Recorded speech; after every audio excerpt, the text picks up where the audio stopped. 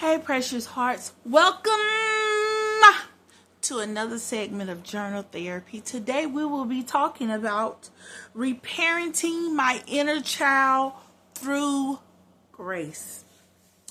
There comes a time in healing when you realize you are no longer waiting for someone else to show up. You are being called to show up for yourself. The child you once were still lives within you, quietly replaying the lessons, the losses, and longings of the past. For years, I tried to ignore that version of me. I thought maturity meant outgrowing pain. I thought spiritual strength meant silencing the inner child who still cried out for comfort, understanding, and love. But ignoring that child didn't make them go away. It just made me more disconnected from myself. Healing began when I stopped running from that inner voice and started listening. That child didn't need correction. They needed compassion. When I finally turned towards the younger me, I saw how much they had endured. I saw the confusion, the fear, the loneliness that I had minimized for years. I realized how early I learned to hide my needs so I wouldn't be a burden. I remember how I used humor, performance, or perfection to feel safe. All of those were brilliant survival strategies for a child, but they were burdens for an adult. The truth is that child was never wrong for wanting love. They were wrong for not receiving it the way they needed. Reparenting began when I stopped expecting others to fix what they didn't break and decide to give myself the nurturing I had been waiting for. Reparenting through grace meant talking to myself differently. It meant offering kindness instead of criticism. When I made a mistake, it meant learning to rest without guilt. It meant saying you don't have to earn care anymore. You deserve it because you just simply exist. Every time I practiced gentleness, I was rewiring what love meant inside me. I stopped pushing myself the way I had been pushed and started holding space for the emotions I once ignored.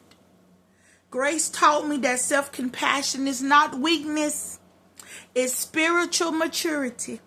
It's the ability to see yourself as God does, unfinished but deeply loved. There were moments in this journey that I felt awkward. I didn't always know how to comfort myself, pray for myself, or even believe that I deserved peace. But I learned that consistency heals with intensity. I learned that consistency heals what intensity cannot. I began creating new emotional habits, celebrating small progress, forgiving myself for slow growth, and allowing joy without guilt. I learned that the inner child begins to trust you when you start keeping promises to yourself. When you rest, when you say you will, when you stop abandoning your boundaries, when you honor your needs instead of dismissing them, healing became a daily relationship between who I was and who I'm becoming. If you're reading this, I want you to pause and visualize your younger self. The one who still flinches when criticized, who still feels unseen, who still fears being left behind. Whisper to them, you're safe now. I'm here. I'm not leaving you again. That's what reparenting through grace sounds like. It's choosing to love yourself in the places no one else did. It's giving yourself permission to need tenderness and patience and care. You are not broken. You are becoming whole. The same God who watched over you as a child is still guiding you. Now, not to condemn, but to simply restore. When grace becomes your guide, you don't just heal the child within. You help him grow up in peace This is no dig to your parents or anybody that raised you. This is you as an adult taking responsibility for the inner work that you need to do in order to be whole and to heal the younger version of yourself for things that you did not get.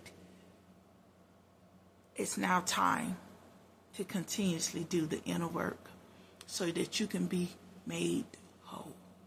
God bless you, and I'm cheering you on. Have a great day. And this is Out of the Greatest Self-Taught Part 3, and it's called Reparenting My Inner Child Through Grace, because now it's time for the adult you to go back and heal the younger version of you. It is your responsibility, and I pray that you accept the responsibility. Have a great day. Toodles.